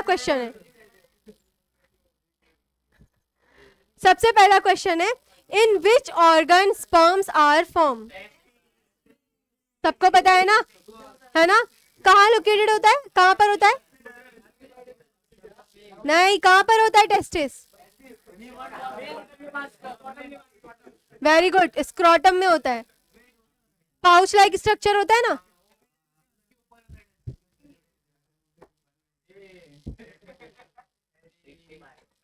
हाँ ठीक है. अभी यहाँ पे स्पर्म का लेंथ भी पूछा है 60 माइक्रोमीटर, जो बहुत छोटा होता है. ठीक है, ठीक है. अब यहाँ पर दिया हुआ है वास डिफरेंस. पता है ना वास डिफरेंस क्या होता है? याद है कुछ या रिवीजन करवाऊं? क्या होता है वास डिफरेंस? रटा हुआ आंसर नहीं देना है बिल्कुल भी. हाँ हाँ, वैसे रटना ही है आखिर में, लेकिन फिर भी क्या होता है वास डिफरेंस? करता है, सही बात है. सबसे पहले स्पर्म कहाँ बनता है? टेस्टिस में बनता है। फिर कहाँ जाता है? किसके थ्रू? रेटिटेस्टिस के थ्रू। किसके थ्रू? दिया हुआ है ना रेटिटेस्टिस। ऐसा फॉर एग्जांपल अगर हम लोग इसका पाथवे लिखते हैं,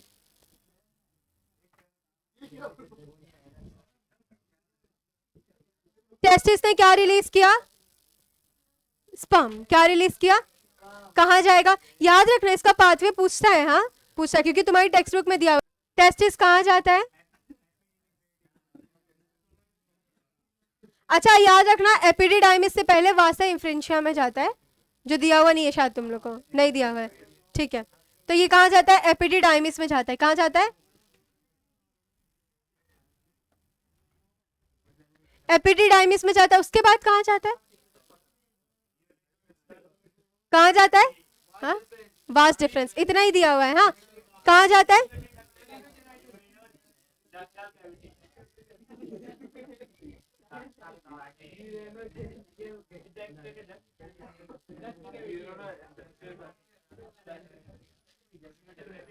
वास डिफरेंस में जाता है, सही बात है ना।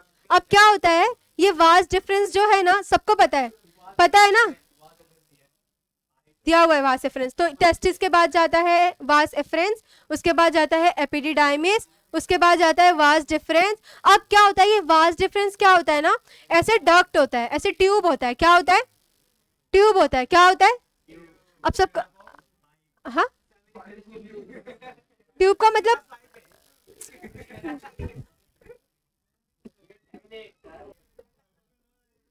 देखो ये जो वास डिफरेंस होता है ना, ठीक है, फिर मालूम है वहां पे हमारे पास मतलब बहुत सारे ग्लैंड्स होते हैं, seminal vesicle, prostate gland, bulbo urethral gland, है ना। तो अच्छा पता है तुम लोग 9th में पढ़े होंगे यूरिनरी ब्लैडर, किडनी वाले चैप्टर में, याद है? वहां पे क्या होता है? हाँ तो अब वो उसके ऊपर लूप होकर के इसके पास जाता है सेमाइनल वेसिकल, फिर इसी तरीके से वो किस में कन्वर्ट हो जाता है? यूरिनोजेनिटल डक्ट में किस में कन्वर्ट हो जाता है? हाँ किस में कन्वर्ट हो जाता है?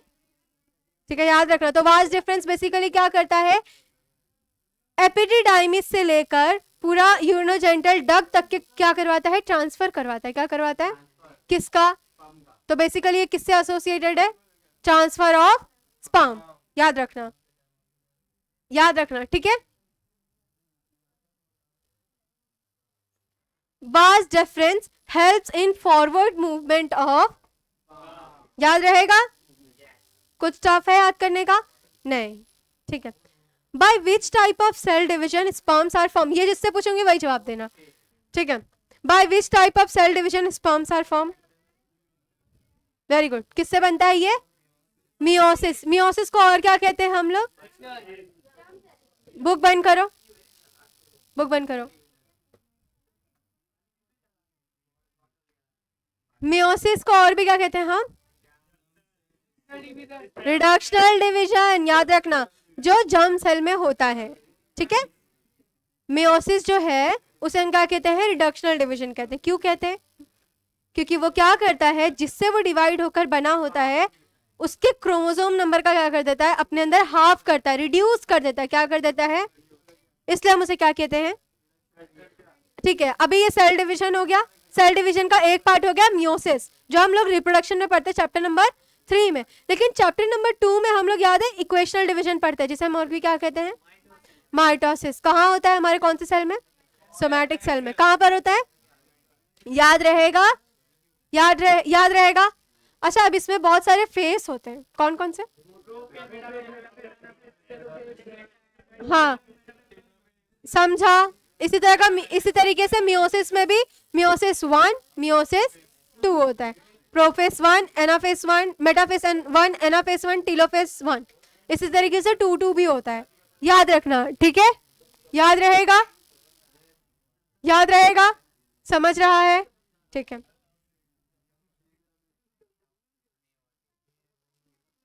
ठीक है। ए चुप। Name any 2 unpaired organ of male reproductive system और स्क्रोटम। Very good. अगर तुमसे क्वेश्चन पूछता है, यहां ध्यान देना, वेरी वेरी इंपॉर्टेंट, यहाँ ध्यान देना। यहाँ पे क्या बोला है ना, बस ये बोल दिया है कि name any two unpaired organ बोल दिया है ना, तो ऑर्गन में हम लोग डक्ट भी लिख सकते हैं, ग्लैंड भी लिख सकते हैं, है ना। लेकिन अगर तुमसे सिर्फ डक्ट पूछता है, डक्ट का मतलब क्या होता है, ट्यूब, क्या होता है ट्यूब, तो उसमें क्या आता है, यूरिनोजेनिटल डक्ट आता है, क्या आता है। और अगर ग्लैंड पूछता तो प्रोस्टेट ग्लैंड, मालूम है ना, it is the only one gland which is in unpaired form, याद रखना, ठीक है। और बल्बो यूरेथ्रल और जो हमारा सेमाइनल वेसिकल होता है कैसा होता है, पैड में, जोड़ी के फॉर्म में प्रेजेंट होता है, यही bulbo Cowper's gland, BULBOURETHRAL, bulbo urethral, ठीक है। काउपर्स ग्लैंड भी कहते हैं, बल्बो यूरेथ्रल ग्लैंड को काउपर ग्लैंड भी कहते हैं, ठीक है। दिया हुआ नहीं है तुम्हारी टेक्स्ट बुक में तो ऐसा ठीक है, हाँ ठीक है। हाँ पेनिस भी आ सकता है ऑब्वियसली, ठीक है।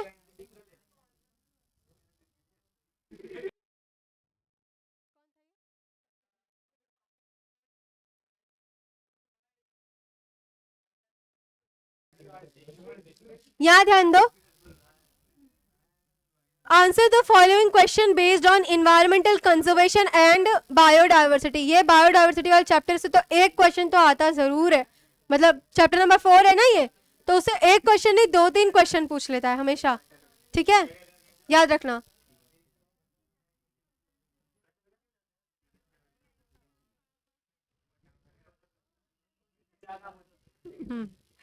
ठीक है, यहाँ ध्यान दो, classification of threaten species, threaten मतलब हाँ जो एक्सटिंक्शन में है। अच्छा एक क्वेश्चन है, यहाँ ध्यान दो, एक क्वेश्चन है कि जो थ्रेटन स्पीशीज जो है ना, थ्रेटन स्पीशीज, ये हमको कैसे पता चला कि कौन सी स्पीशीज एक्सटिंक्ट होने वाली है और नहीं। याद है एक था IUCN, क्या नाम था उसका, फुल फॉर्म जल्दी बोलो, international union for conservation of. अच्छा ये IUCN जो है एक लिस्ट प्रोवाइड करता है जिसे हम क्या कहते हैं,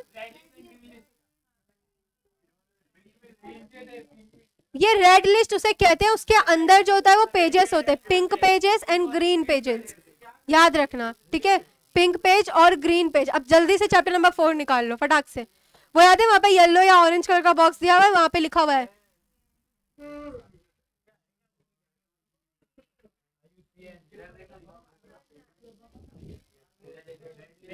देखो यहाँ पे बोल रहा है कि रेड लिस्ट जो है इसके अंदर कितने पेजेस होते हैं, मतलब 2 कलर के पेजेस होते हैं, एक होता है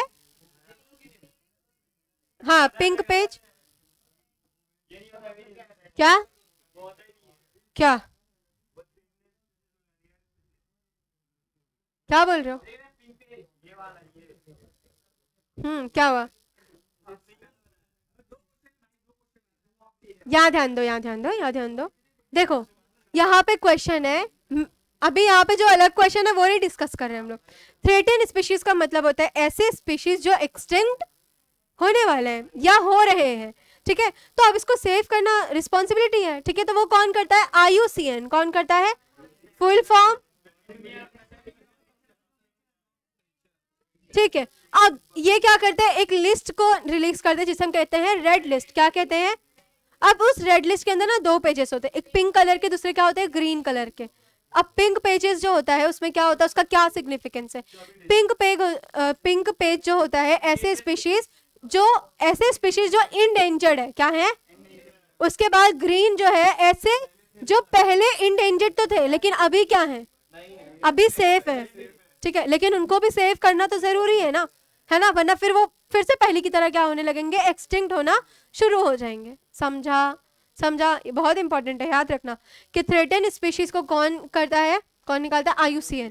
IUCN का फुल फॉर्म याद रखना, IUCN जो लिस्ट जारी करता है उसका क्या नाम है, रेड लिस्ट। अब रेड लिस्ट के अंदर 2 पेजेस होता है, एक होता है हमारे पास पिंक पेज और दूसरा ग्रीन पेज, पिंक पेज और ग्रीन पेज। पिंक पेज पर क्या होता है और ग्रीन पेज पर क्या होता है, याद रखना, बहुत ज्यादा इंपॉर्टेंट है। पिंक पेज पर ऐसे स्पीशीज जो इंडेंजर्ड हो, क्या हो, और ग्रीन पर जो प्रीवियसली इंडेंजर्ड थे, पहले बहुत ज्यादा एक्सटिंक्ट हो रहे थे लेकिन अभी क्या है, सेफ है। याद रहेगा, याद रहेगा। अच्छा, थ्रेटेंड स्पीशीज के कितने क्लासिफिकेशन है, यहाँ पे ही लिखा हुआ है, कौन कौन से। हाँ, अच्छा एग्जाम्पल भी बताओ, चलो फटाफट। Endangered species, rare. 2 मिनट ले लो, फटाफट रिवाइज कर लो, जल्दी जल्दी जल्दी। ऐसे कुछ भी नहीं, किसका क्या है वो याद रखना जरूरी है, जल्दी।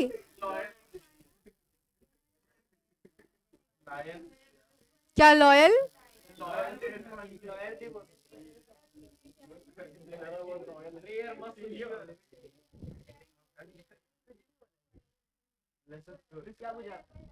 एग्जाम्पल याद करना है, ठीक है। इंडेंजर्ड के, रेयर के, शेकरू याद है।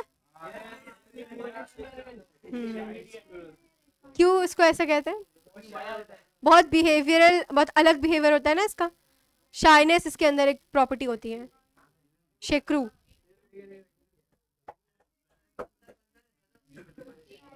कुछ भी, ठीक है।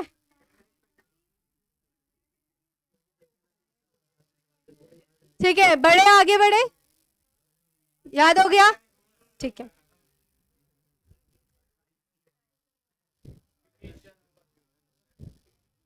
देखो यहाँ पे क्लासिफाई किया गया है थ्रेटन स्पीशीज का,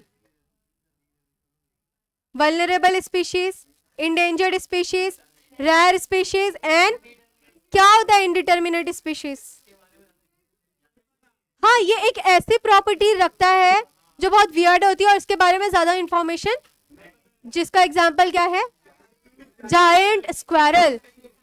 क्या होता है स्क्वायरल, गिलहरी, और इसका और क्या नाम है, शेकरू। इसकी क्या प्रॉपर्टी है, शाइनेस की प्रॉपर्टी है, क्या है, समझा।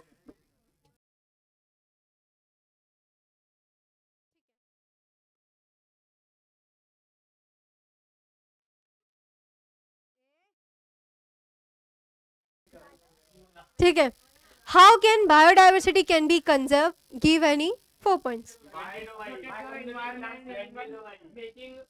जल्दी जल्दी, अरे खुद से बोलना है, चलो तुमने एक बोल दिया, तुम एक बोलो, जल्दी जल्दी।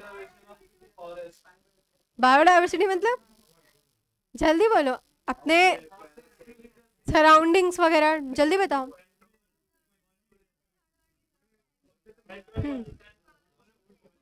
ठीक है ठीक है ठीक है, यहाँ ध्यान दो। Afforestation very important. बस है, शांत बैठो, शांत बैठो। Protecting the rare species, establishing national park and sanctuaries, declaring some region as bio reserve. अच्छा याद रखना, सैक्रेड ग्रुप्स याद है, बहुत ज्यादा इंपॉर्टेंट।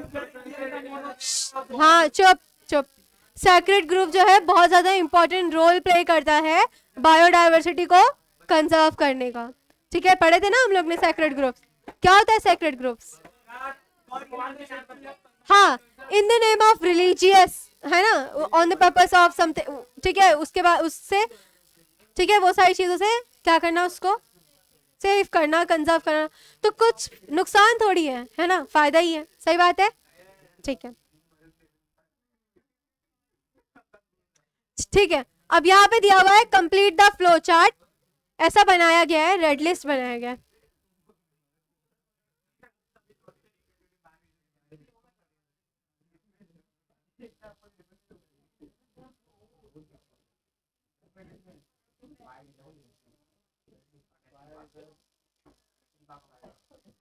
देखो यहाँ ध्यान दो, अब रेड लिस्ट के अंदर हम लोग अब भी पढ़े, कितने पेजेस होते हैं, कौन कौन से। हाँ ठीक है, पिंक एंड, पिंक पे क्या होता है, रेड लिस्ट जो IUCN रिलीज करता है, इसमें 2 पेजेस होते हैं, पिंक पेज और green page, pink page and green page, सही बात है। अब पिंक पेज पे क्या होता है, ऐसे स्पीशीज जो क्या है, इंडेंजर्ड है, क्या है इंडेंजर्ड। ग्रीन पे क्या होता है, ऐसे स्पीशीज जो पहले तो इंडेंजर्ड थे लेकिन अभी क्या है, ऐसे दे दिया जैसे कि उसको लिस्ट, जैसे अपन डेंजर्ड को किसे डिनोट करते हैं, रेड से डिनोट करते तो उसी तरीके से पिंक और ग्रीन डिनोट कर दिया।